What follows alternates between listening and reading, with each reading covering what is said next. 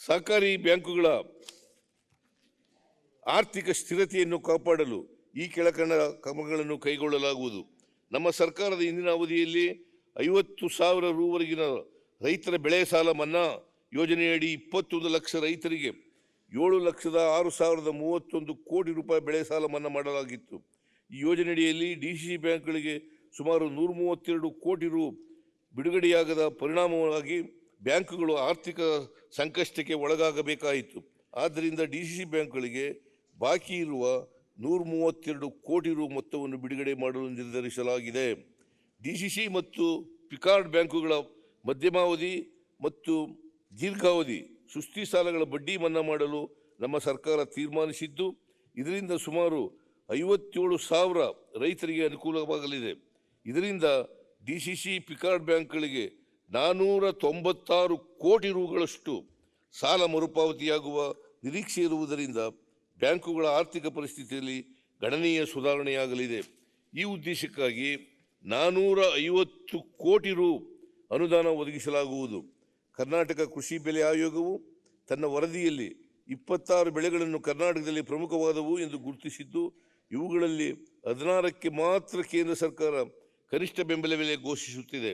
ಆದ್ದರಿಂದ ಕರ್ನಾಟಕ ರಾಜ್ಯದ ಇತರ ಪ್ರಮುಖ ಬೆಳೆಗಳಾದ ಅಡಿಕೆ, ಈರುಳ್ಳಿ, ದ್ರಾಕ್ಷಿ, ಮಾವು, ಬಾಳೆ ಮತ್ತು ಇತರ ತೋಟಗಾರಿಕಾ ಬೆಳೆಗಳಿಗೂ ಕನಿಷ್ಠ ಬೆಂಬಲ ಘೋಷಿಸುವಂತೆ ಕೇಂದ್ರ ಸರ್ಕಾರಕ್ಕೆ ಒತ್ತಾಯಿಸಲಾಗುವುದು.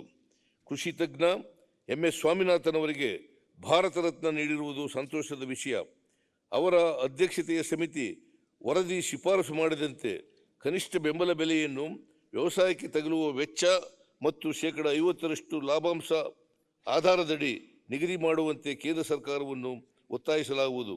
ಮಾಧ್ಯಮಿಕ ಮತ್ತು ಫೆಡರಲ್ ಹಾಗೂ ಅಪೆಕ್ಸ್ ಬ್ಯಾಂಕ್ ಸರ್ಕಾರಗಳ ಮಂಡಳಿಯಲ್ಲಿ ಪರಿಶಿಷ್ಟ ಜಾತಿ, ಪರಿಶಿಷ್ಟ ಪಂಗಡ, ಹಿಂದುಳಿದ ವರ್ಗ ಹಾಗೂ ಮಹಿಳೆಯರಿಗೆ ಮೀಸಲಾತಿ ತರಲು ಅಧಿನಿಯಮಗಳಿಗೆ ತಿದ್ದುಪಡಿ ತರಲಾಗುವುದು.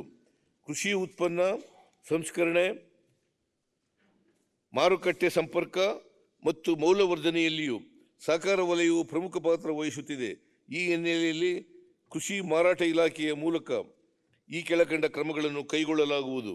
ಯಲಬುರ್ಗಾ, ಬಸವನಬಾಗೇವಾಡಿ, ರಾಣಿಬೆನ್ನೂರು, ಬಳ್ಳಾರಿ ಹಾಗೂ ಗದಗ ಕೃಷಿ ಉತ್ಪನ್ನ ಮಾರುಕಟ್ಟೆ ಸಮಿತಿಗಳಲ್ಲಿ ಒಟ್ಟು 50 ಕೋಟಿ ರು ವೆಚ್ಚದಲ್ಲಿ ಹಾಗೂ ರಾಯಚೂರು ಮತ್ತು ಮೈಸೂರಲ್ಲಿ ತಲಾ 40 ಕೋಟಿ ರು ವೆಚ್ಚದಲ್ಲಿ ಶೀತಲ ಗೃಹಗಳನ್ನು ನಿರ್ಮಿಸಲಾಗುವುದು.